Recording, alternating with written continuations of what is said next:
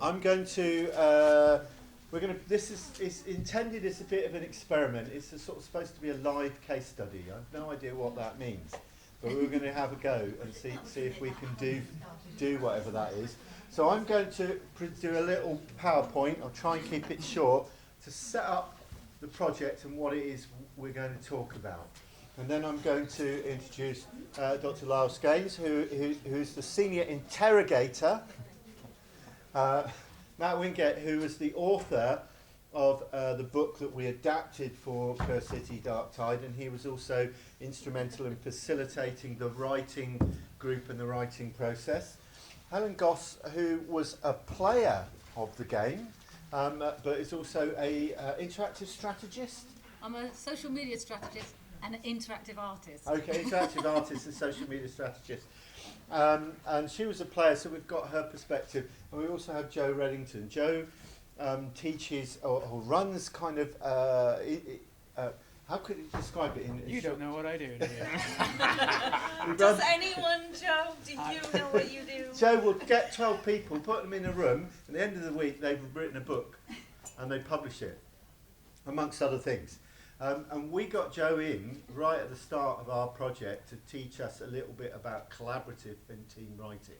And then we took that inspiration and tried to break his system and make it anew for a kind of a live storytelling, which I will talk a bit about now. So the project Curse City Dark Tide was a sandbox. It was funded by the Arts Council, but it was very much a sandbox experiment. None of the people involved ever made anything like a transmedia or experiential storytelling thing.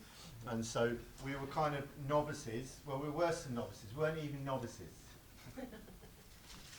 So myself and some of the other people I work with in Portsmouth, we've been doing lots of different kinds of art projects over the years, and they kind of tend to be cross arts, interdisciplinary arts. So we have all sorts of different artists working together to put on events, and we were interested in trying to find ways of narrativizing that and turning it into a story without losing the input and the value of all those different artists.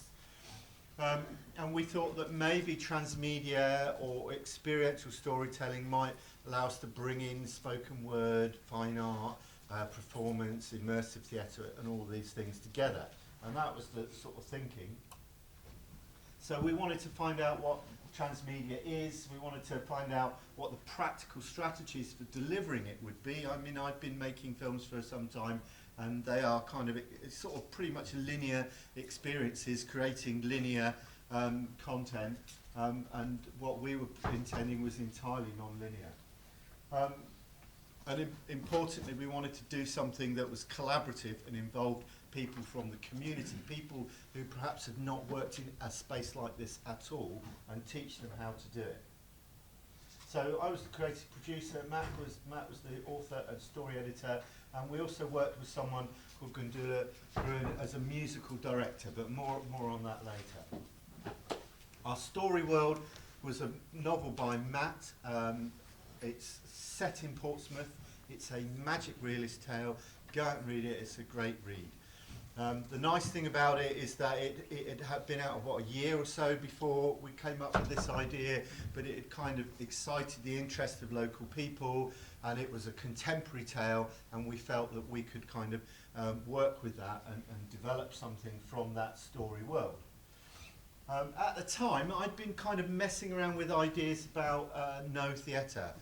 Not that I'm an expert in it, and I've been sort of researching it a bit. Had this idea, I wanted to do something called no dining in a Japanese restaurant.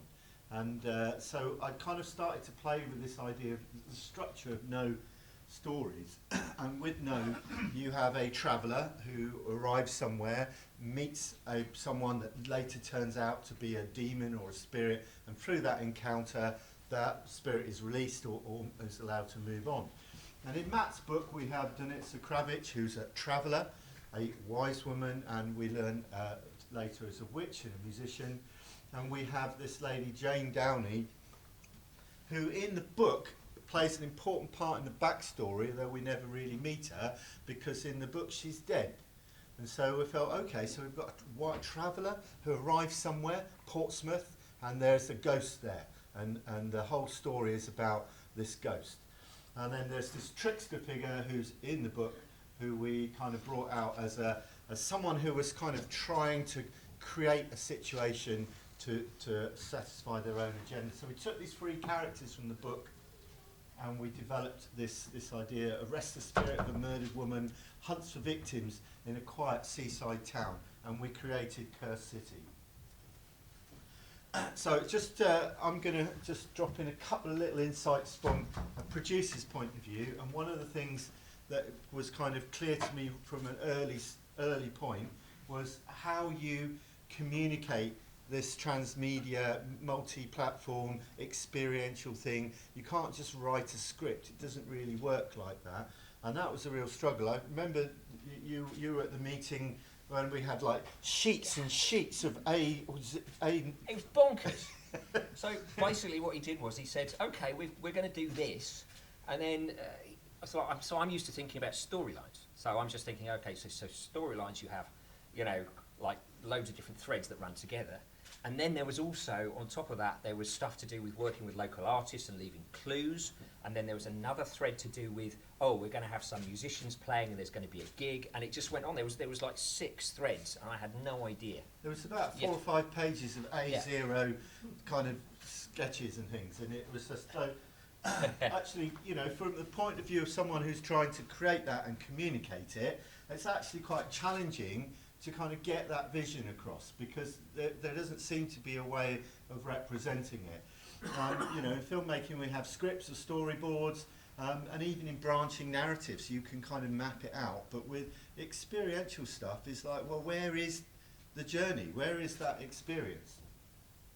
This was an early effort that we kind of did as part of the Arts Council application, which is like, aside from the fact my design skills are extremely flawed, it's kind of, you know, who could make any sense of that? I was trying to do this the other day and thinking, could I do this? And actually it doesn't really do it justice. And I kind of was then reminded of an early time when someone at one of the workshops came up with this. And this is from a Chinese medicine system. But the complexity of the interactions between the elements is starting to be represented there a little bit. But, you know, how do you capture that and represent it? I figure that this is a question we need to ask Mr. Spock, because he's very good at playing three-dimensional chess, and I think experiential storytelling is a bit like that. You need to be working on many dimensions. And I really don't know the answer to this. So if anyone has any clues about how you can map and present this kind of experience, I would be interested to know before we start the next one. I don't, you know, for me that's kind of, yeah, it's very pretty, but how do you make sense of that? How do you kind of then turn that into something that you're going to do? So I'll just talk a little bit about the development phase. I do want to get on to the discussion. We started with 3 writers' workshops that we ran at Portsmouth University. Joe came down and did collaborative writing. Alison, who's over there, Alison Norrington, came down and introduced us to storytelling, transmedia storytelling, and this was all, you know, and Alison's involvement, Mark's involvement, and Joe's involvement. This was all came from the Arts Council funding. So we set up, these were public workshops, and we had 20 or 30 people at them. And out of that, we then sort of generated this writers group of people who were committed, or perhaps should have been committed. I'm not quite sure. But this became our core writers group, and these guys started to meet over a regular period of time and develop this story idea. They created these characters: Andre, Amy, Connor, Carries, Kat. We're having a flashback. They created these characters, and we set up a Facebook group called Against the Tide, and these characters all had Facebook profiles, and these people were in and part of this group. So you could actually go to this group and you could interact with them, and I'll tell you a little bit more about that later. So this was kind of a cast that we created in this story world, although don't forget we still had these 3 other figures. Early testing talking to people and kind of communicating with people about our ideas, and said, well, actually what people wanted to see in this story, they wanted to see this character Danitza from the book playing the violin. So that set up a particular constraint in that the actress who was going to play that role had to play the violin. And we found a fantastic actress in the end, and who did an amazing job. But that became the goal. The end of the story was going to be some kind of performance. And in the end, what we did is we created a ritual which summoned and released the ghost. So our runway phase, kind of moving into it. First thing we did, we set up this character. Lisich from the book became a street artist and started putting up street art all around the city. And the idea is that the street art all has kind of codes in it, and if you go on, and it's kind of all hashtagged. So if you go to the channels, it's leading you into the story, leading you to the Facebook group and so on. We also we commissioned an artist to create tiny models of Lisich and Danitza, and we put them into Southsea Model Village. And interestingly, this is kind of a bit of a legacy for the project, is once we started talking to Southsea Model Village about creating miniature street art on their buildings, by the time we actually got down there to do this, there's the models there, there's the Lisich model, and Danitza, and you can see the little bit of street art we created to put up there. But by the time we got down there, all the local street artists in Portsmouth had already been down there and doing these tiny little street arts all over it. So now I think Portsmouth possibly is the only city in the world where you can do a model village street art tour. So that's a good bit of legacy from us. Sometimes these unexpected things come out of it. Also, I was just going to mention that sometimes the producer fills in when nobody else is available. And because we struggled to find street artists that would actually work with us on the way that we wanted to, I ended up becoming the street artist and doing a lot of the street art, including going out and pasting it up at night in a fox head. But another unintended consequences of this is that I'm now an actually internationally recognised street artist with street art up in Melbourne, Lisbon, Shoreditch, and so I've got now an audience. I have to kind of serve my audience now, so I have to do new street art. Yeah. We also got a huge amount of media, local media. They were really great. They loved what we were doing. We got a fantastic spread. But what I will say about this is local media coverage doesn't generate engagement. It might generate reputation, it might get people to talk about it, but it didn't translate into any kind of engagement at all. So, while it was a good thing to do, it didn't really, it didn't kind of work. So what we did when we launched, we did a number of things. We set up this call to action, which is we were marketing to all sorts of different places. We released this Dark Tide dossier, all these short stories that people in the writers group had written that were backstory about all these terrible things that were going on and these conspiracies about what was causing these things going on in the city. We commissioned a local artist, a proper artist, not me, to create some Free Art Friday material which we put out around the city, and we got involved with an exhibition that was related to Matt's book, where people have been invited to create work inspired by the book, and we kind of put some art in there which it had sort of secret codes in it, and we also invited some of the actors to come and sort of make an intervention and be at this event. I'm going to just talk a bit about that a little bit. And so people who came to the opening, Danitza was there. She was busking outside, and then later she came into the exhibition, which was for her as a character was an extraordinary existential moment. Walking into a gallery, and it's all pictures of you that have been painted by local artists. And so, as character, she was really freaked out. And we also had Lisich, our trickster, who was kind of manipulating things. And I was a bit cruel to Matt because I said to the guy playing listed, I said, I want you to accuse Matt of being a figment of your imagination rather than the other way round. So we kind of had some fun with that. The live phase, this is quite a sprawling thing, so I'm going to just pick up on some of the key things. And the most important thing that I really want to talk about is this Against the Tide Facebook group.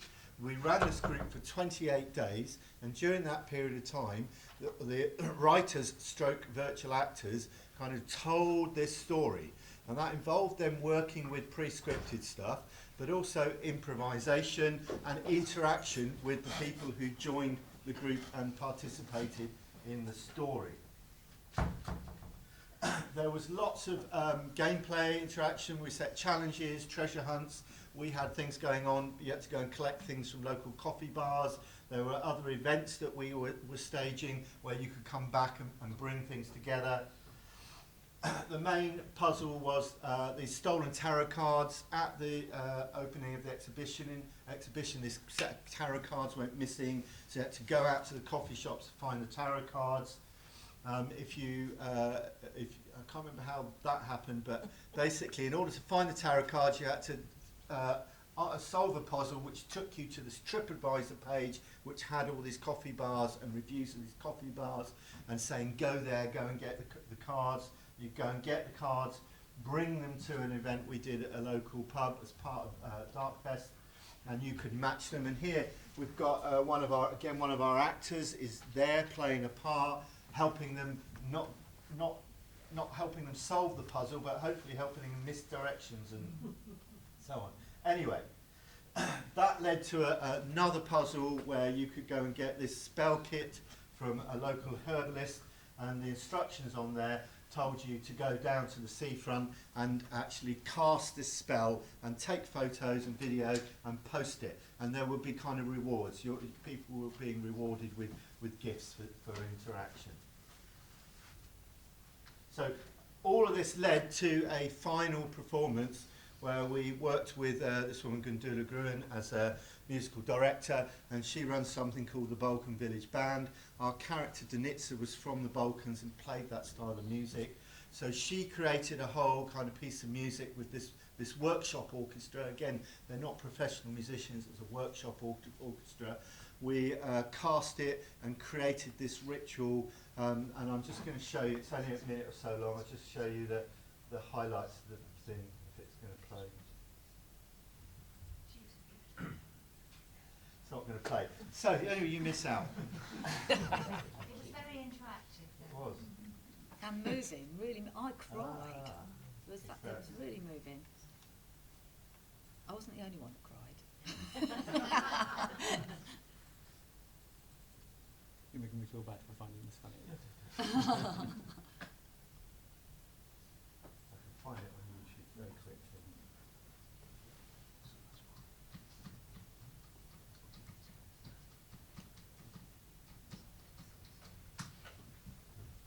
There it is.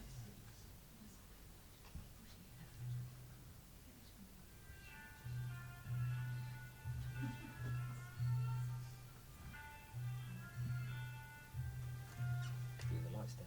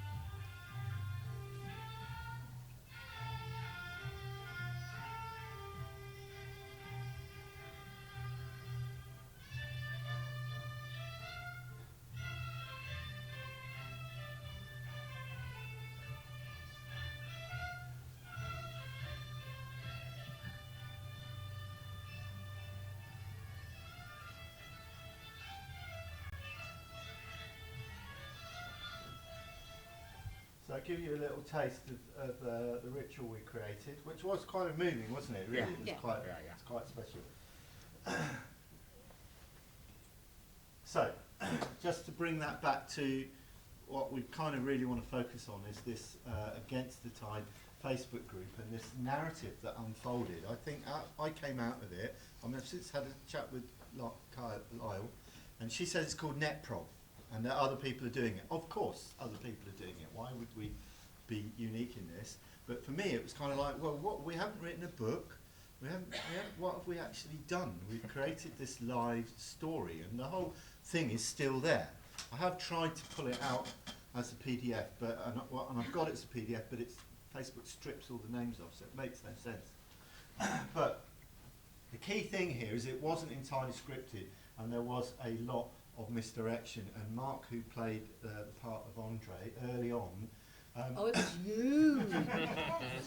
started throwing in misdirections, and I thought this was really interesting because there was Mark's character had a sort of it was of Russian extraction, and his mother supposedly worked in the space program, and started posting these red herrings, and it kind of blew up in a quite an interesting way.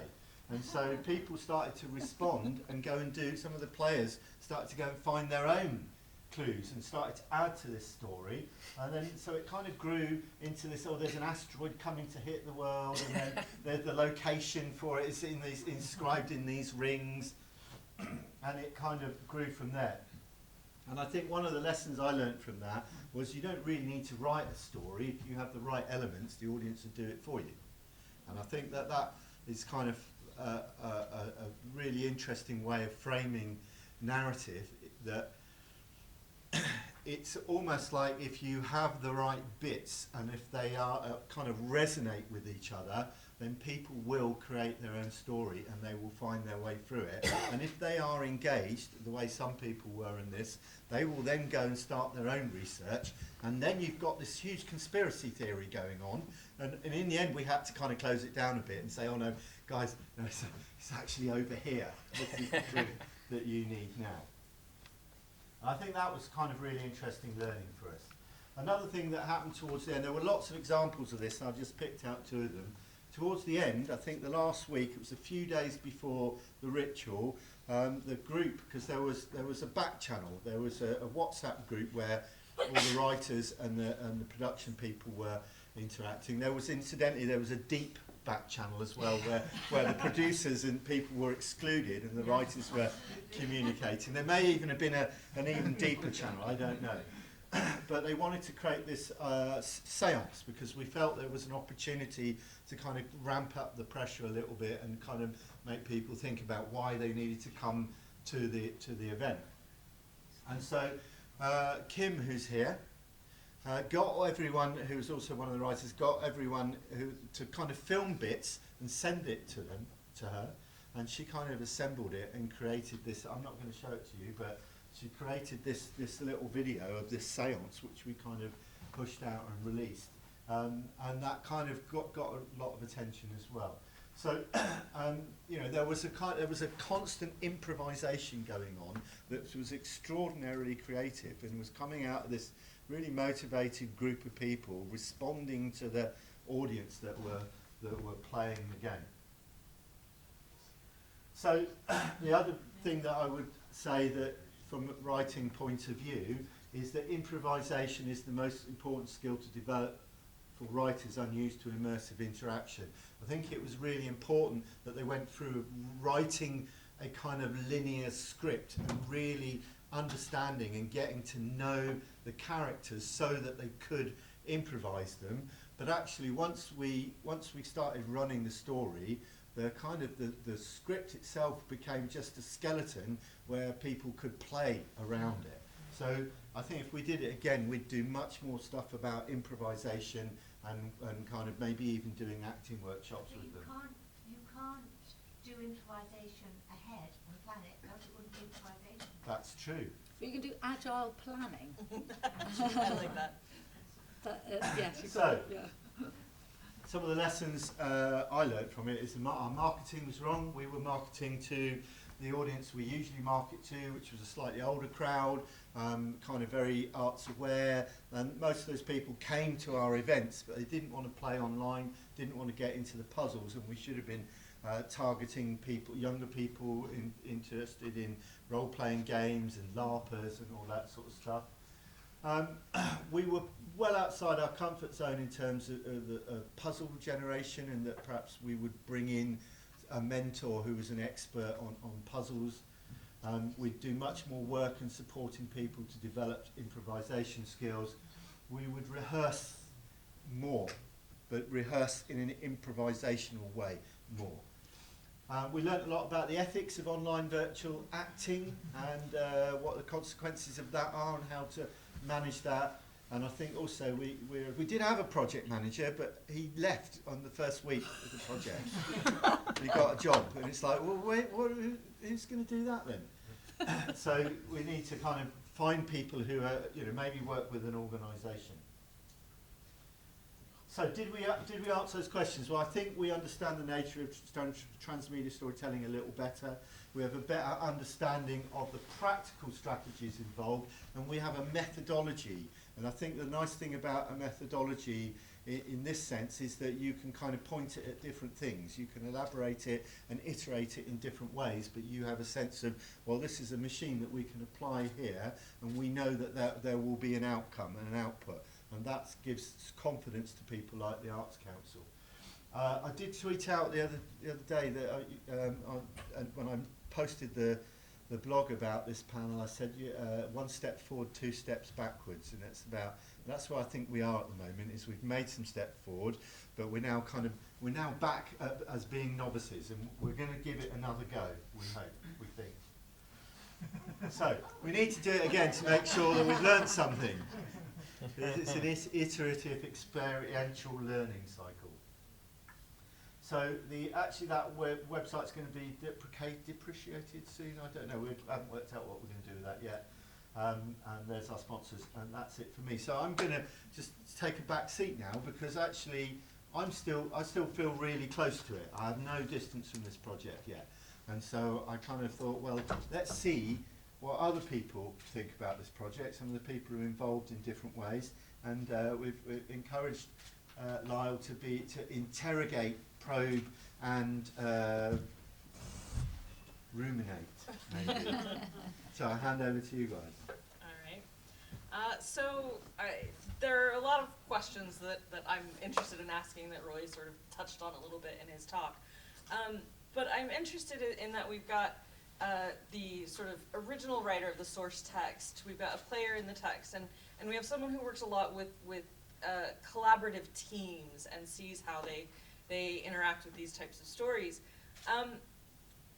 What is the hardest thing about giving up control of the text? How do you feel about your level of control? Who controls the text? Oh my gosh, you went straight in for the jugular there, didn't you? So, when I wrote the book, obviously this for me was like a really, really important piece, and I was really, really happy that people wanted to move on with it and do new stuff with it. And these guys here, there's 3 here who absolutely fantastically came in on it. But the book really, I realised as we went on, the book and specific characters in it meant a lot more to me than I had. I mean, when we had the first discussion about it, actually, I said I'm not sure how I'm going to cope with letting these characters go. And Roy was like, well, we'll just have to see, won't we? It's like, yeah, we saw. There was a moment where Donitsa, who is absolutely key to the story world of the Snow Witch, and who is going to be in sequels, I had her Facebook account, and it was mine, and no one else was having it. And we had a meeting at which basically everyone ganged up on me and said, we've got to have Donitsa doing stuff. And I'm like, well, no, I don't want her being sullied with a storyline that isn't mine. And that was a really difficult moment for me, relinquishing control. So yeah, and there were a couple of other moments like that. And basically what I had to do is there reached a point where I was really, really pleased and just thought these guys were so wonderful in doing this writing, but at the same time, I had to stop being involved because I've got a sequel to write, and if I get my story world kind of invaded by their story world, then my story world no longer is coherent. So does that answer your question? It answers my question Okay. for you. Yeah, from, sorry. From your perspective. Yeah. Helen, what did you think as a player, as someone taking on one of these characters? How in control did you feel? Well, I have to say that I was my own self, and the other characters were people that I didn't know whether they were real or not. And I think I tried to speak to Danitza a few times. She wouldn't have it. So. That would have been I me. wasn't Danitza at that point. Oh, well, I Right, see. That would Right, have yeah. been me, yeah. So I became an incredibly, and also to be very clear, I didn't know anything about it apart from my friend Kelly Hickman. She'd actually done a lot of social media, so I found out about it, and she said Helen would be really interested in that, and she was correct. And so I was into it straight away because I've been waiting for something like this to happen for 25 years. Where, like, you know, the lay person or the person who doesn't usually do that sort of game gets involved.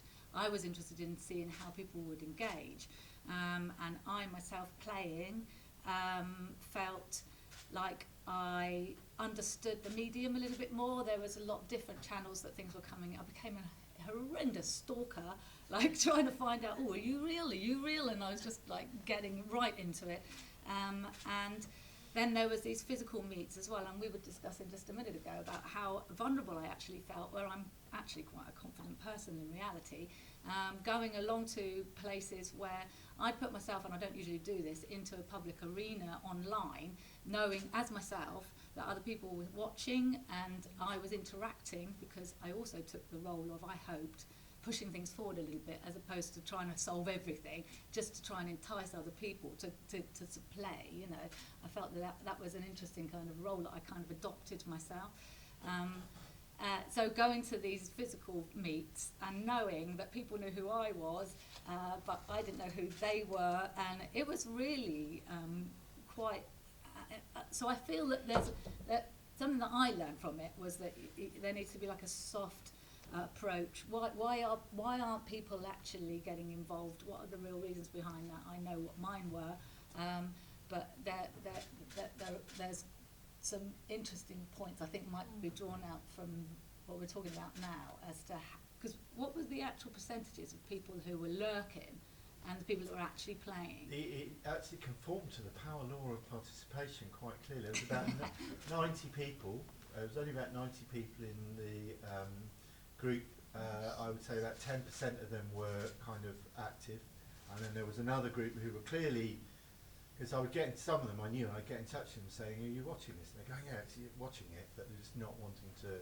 So not passive, but kind of active, passive. That makes it. It's kind of watching. It was really interesting because you didn't know who was real and who wasn't. There was at one point we thought we were going to lose it completely. Do you remember? You must do. It was a horror moment where someone went, right, that's it. You're not allowed to. You're posing as people who are pretending to be real people, and they nearly got it all shut down, didn't they? Yeah. Right at the beginning, I remember all of that. So yeah, I'm fascinated as to why, because I had a few people who did play it. No, they lurked and they didn't play it. I said, why not? And they said, because I was a bit confused about what was going on. They're really familiar with the platforms, so that wasn't a problem.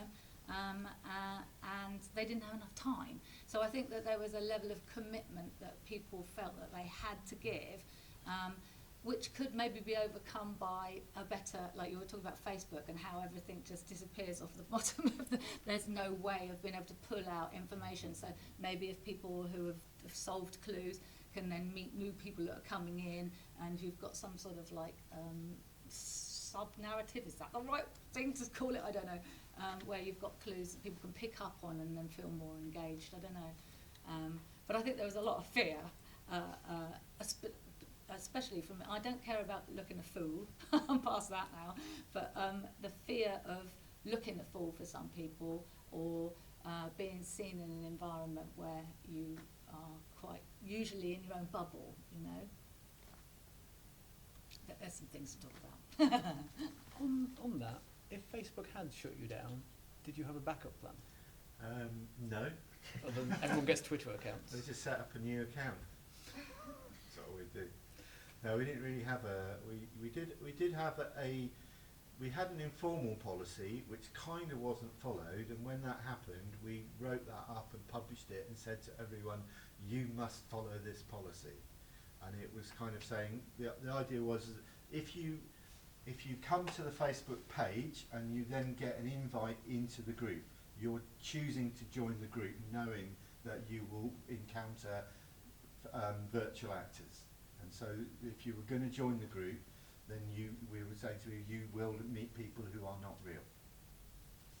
But prior to that, what happened is some of the characters had been interacting. They'd all gone off on their own and were sort of wandering around. I mean, it was a bit like, have you read Swim Two Birds? I've read almost nothing. No, well, it's a book in this guy hires these actors to be in his novel.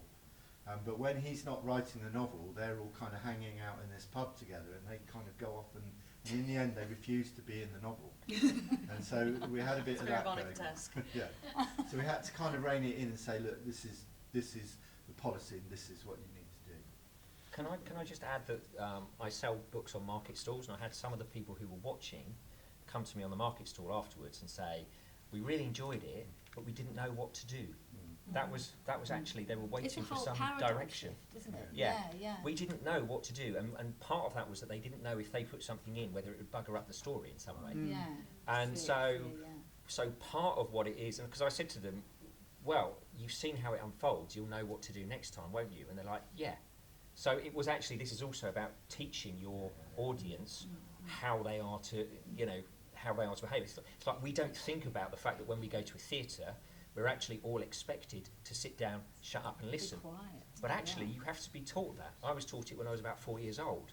But there are people now who go into the theatre and they think it's like a cinema. They get their phones out and they talk because they haven't been taught that. And it's the same thing, just in a different medium. So, on what level, what made you choose the Facebook platform as opposed to something like Twitter, which by policy standards does allow non-real people to post on social media, as opposed to Facebook, whose policies specifically prohibit non-real people from being on Facebook?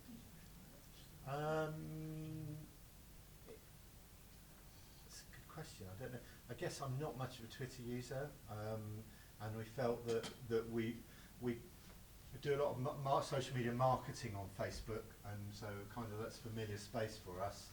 And we felt that we could do our out-of-story world marketing there, and that if we created a group, we had a kind of controlled space where we could kind of keep other people out or kind of manage that. There's that word again, control. Yeah. Yes. Entirely, yes. Because my instinct, sorry, I'm going to jump in here, my instinct would be to go with Snapchat. Right. Because it is evanescent, and yet it's very image-based, and it can build stories. And then you could take that Snapchat story and post it on other social media, but you also have a different demographic. If we're talking about audiences that aren't used to the sort of interactive online storytelling, so it's really, really interesting, where we tend to post our things. Sorry. No, you go. Do you mind? No, you go.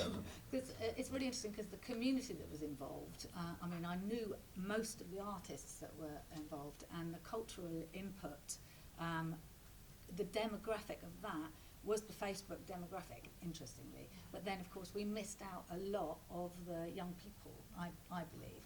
And that was what really kind of like, I'm really interested in your lot over there, your opinion about what's happened. So we've got young people here. I was going We to say, Joe, have you got work young with people, because I spoke to you Where? earlier, didn't I? I said, come, because they're trying to do some scripts for it, and they're going, I don't know how this is all going to... So hopefully this is really helping you to think about how to write stuff that's progressive, transmedia. But Snapchat, yeah, that is a channel that I don't use very much, but that would also be another opportunity to get people to go into that channel as well, because we were doing text messages, we were doing all kinds of different things that we were used to, and then to take us out of that world and put us into another world as well would be a lot good thing. While I'm a big fan of terms of service in general, there's an advantage to Facebook, which is this is quite a local story for local people, and Facebook's quite a local thing. And also, there's a lot of people on Twitter who are less believable than fake people. and I feel like they're getting away. True. Yeah, there are all kinds of things to think about with different platforms. Joe, I'm interested. You see these sort of collaborative groups week after week after week. What sort of trends do you see in these people collaborating together to create an original story, but within a very structured setup? So, can I answer? Would you mind if I answered your previous question first? Sure. So, the thing about control is interesting because that is the key problem to solve in collaborative writing, right? Is that people don't like their stuff being touched, particularly not the sort of people who write. Like, there's a very narrow intersection in that Venn diagram, and a good 90% of what I do is building systems where that control is not in the way. So people have group control and they can make decisions. So in the groups that I run, there is never a time when two people have to make a decision. It is always one person has a decision or someone else has a decision. And indeed yesterday I was bellowing at undergraduates because I think 4 of them were involved in a conversation when they should have been typing, and 2 of them should have been involved in the conversation. So it is the key problem to solve. And it's interesting to see. When I first gave the workshop, I was interested to see, Matt, how you'd cope, basically, because it is the first time we've used an existing world, and it was interesting. Would you, if you were doing it again, would you allow the world to be used and not the characters? Because there's a theme thing going on. Oh, that's a good question. Okay, I would allow the characters to be used again, for sure. It's just that I would make sure that at the point that the characters went loose, I no longer had anything to do with it. So that because the way that we worked was that for about 2 months, or maybe a bit longer, we had script meetings where basically we worked out the way markers all the way through the story and how those way markers were plot points and turning points, and then the dialogue. And that was cool because it didn't incorporate the use of Denitsa, and she was sort of out of the loop with that. Then came this crunch point when it's like, well, Denitsa's got to be used, and it's like at that point, I mean, Roy took over with Denitsa, and she was always aloof and kind of floating about and separate from the narrative anyway. But Roy took over with that. But at that point, and indeed at the point maybe where Lisich told me that I was a figment of his imagination.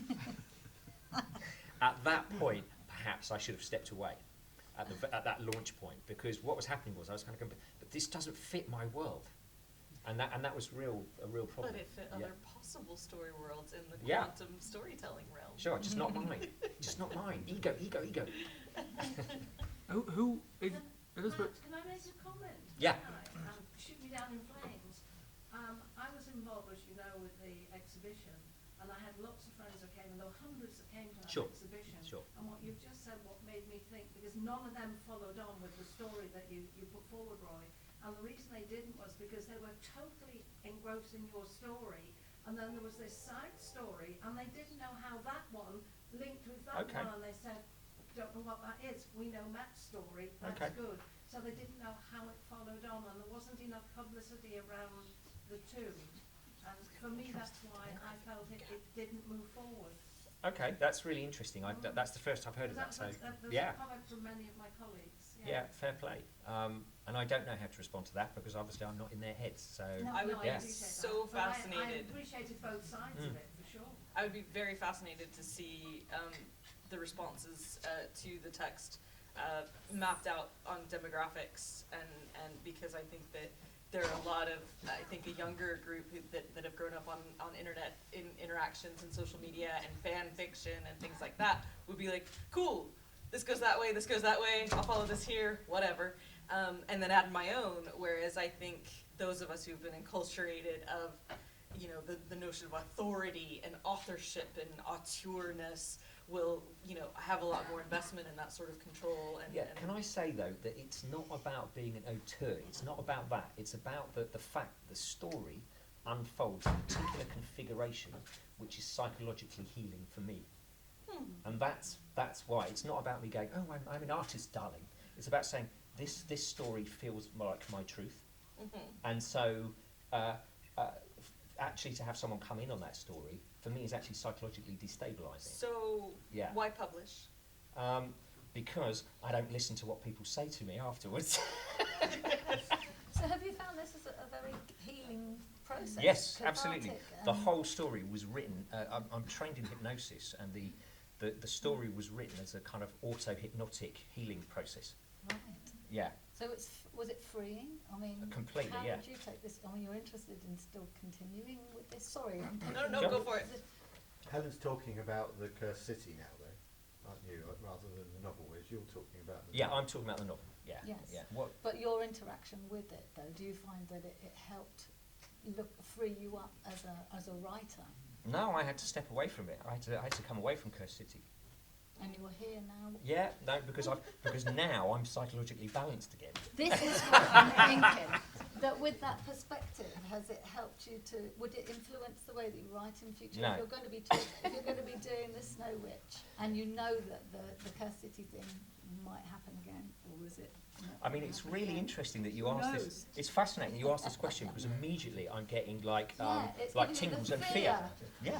I'm sorry. No, it's all right. It's all right. I mean, it's really interesting. But isn't it? Yeah, Yeah. it really Yeah. is, isn't it? And because it challenges the writer as Yeah. we know it, and that's your personal space, Yeah. and we've completely invaded it. No, and it's- done it's- whatever we it's- wanted to. It's with totally it. cool. It's Good, fine. good. I'm so glad. Actually, we didn't do whatever we wanted with it. We had Sorry, a yeah, okay, fair very enough. precise Of course. mandate for a start, where we didn't take Matt's characters, and then Danitza did actually come in at the end, and we put her back in. I see. Yeah. But all of our characters were our characters. Yeah. They weren't Matt's characters. Uh-huh. And the world wasn't necessarily Matt's world. The world was Southsea. Matt Yeah. gave That's us true, a yeah, port to yeah. jump from. Yeah. And you Yeah. know, very, very, very good board. And But they were inextricably linked, and I didn't know. They- And I they didn't know were- whether I should they have were read the book, and I did start reading the book, but then I chose to stop reading the book because I thought that we were in a different place now. Yeah, Really absolutely. interesting. Yeah, that's exactly right.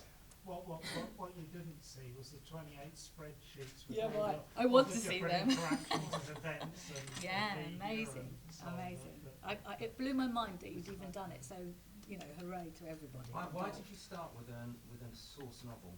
Thank you. I was about to ask that question. Okay, so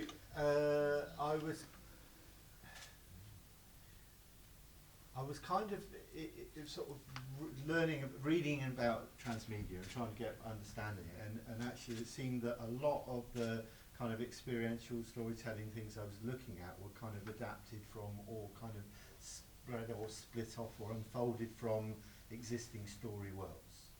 And so I kind of thought, well, that would be an interesting thing to do. And then it was like, oh, hang on, we've got a really good story world that we could use that's very local, that local people are already kind of engaged with. So we went with that. We've got a plan for another one, which is not Matt's story world. In fact, it's several story worlds. It's a multiverse of story worlds, you might say, that we might work with. But I quite like the idea of kind of putting people into pre-existing worlds, because it gives audience a way into it very quickly, because they know those story worlds. Isn't there something else as well, which is that this means that you don't have to, like, the process was actually quite short, really. I mean, all of his writers working together to have actually generated a new story world on top of that would have been with a backstory. At least we had kind of elements of a story to work with, which were already provided.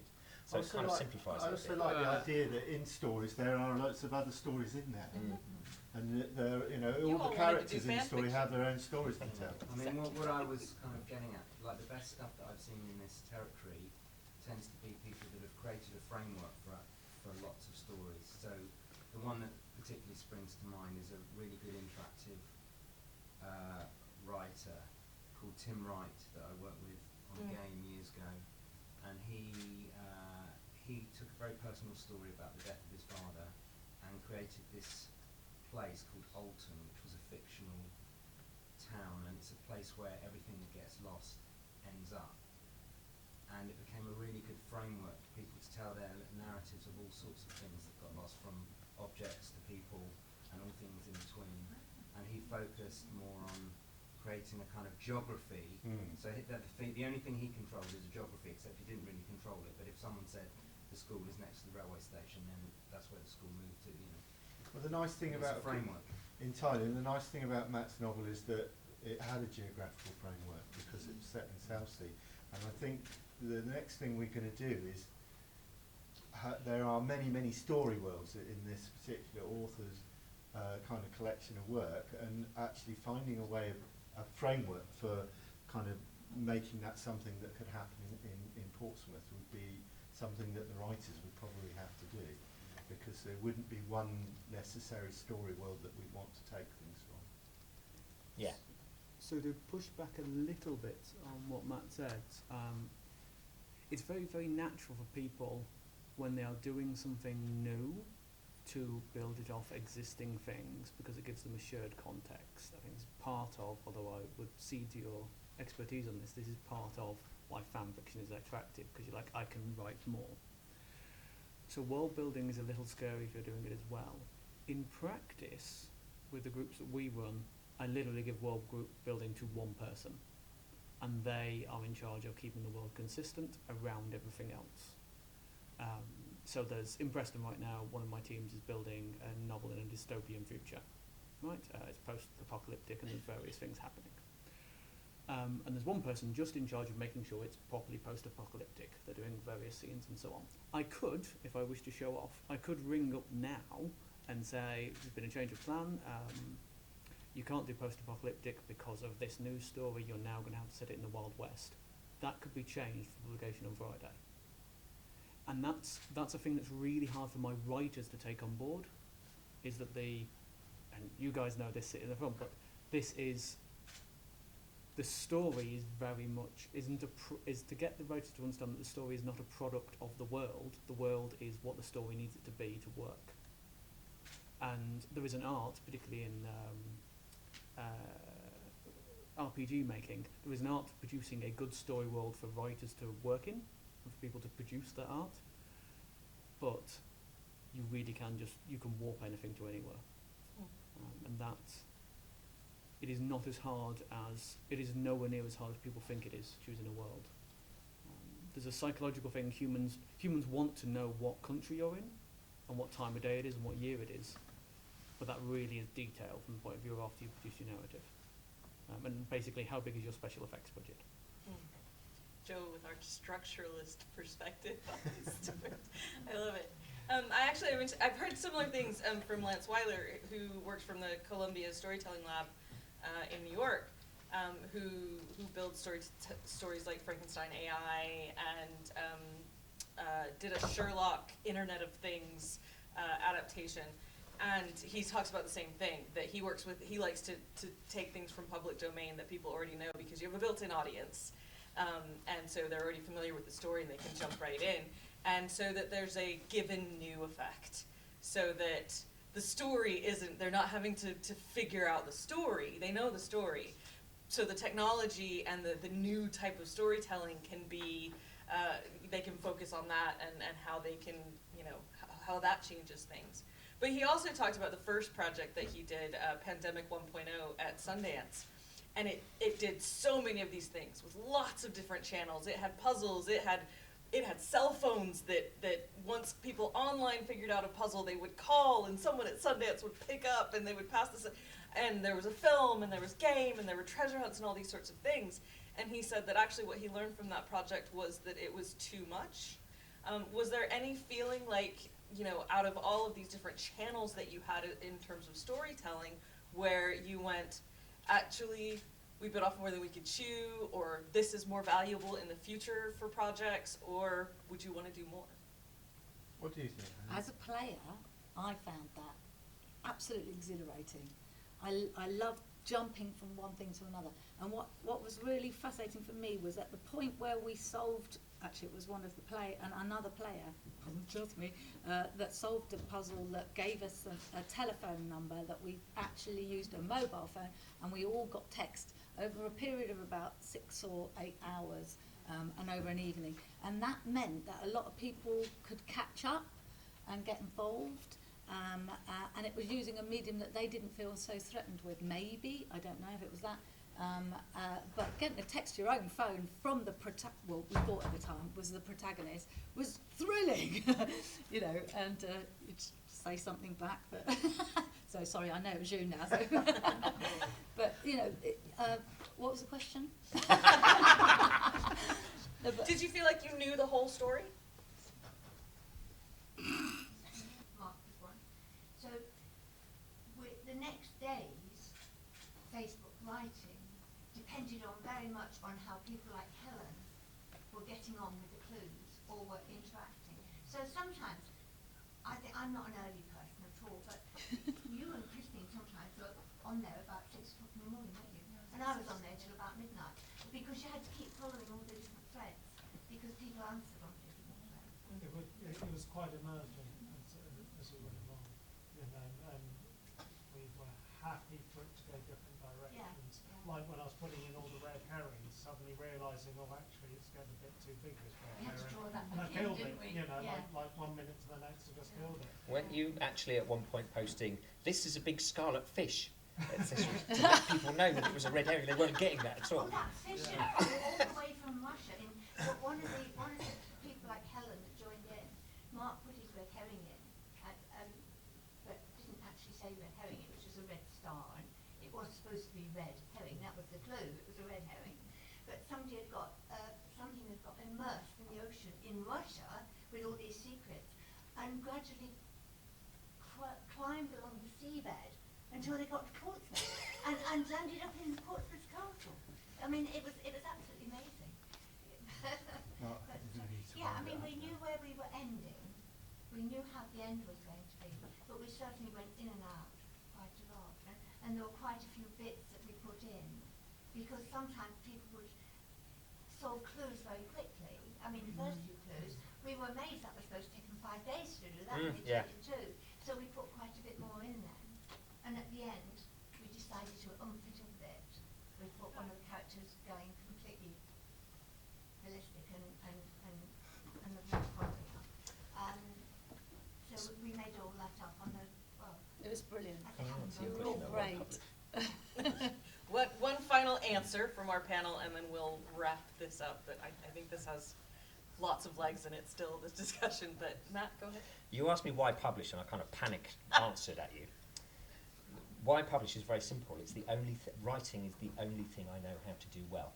So this is how I make my living. So yeah, so that's a kind of difficult track that I'm on. So yeah. So as a prose writer, you don't worry about the reader. It's not about that. I do worry about the reader, but with this book in particular, it depends. There are some pieces of writing that I produce which are performance works. They're there to entertain.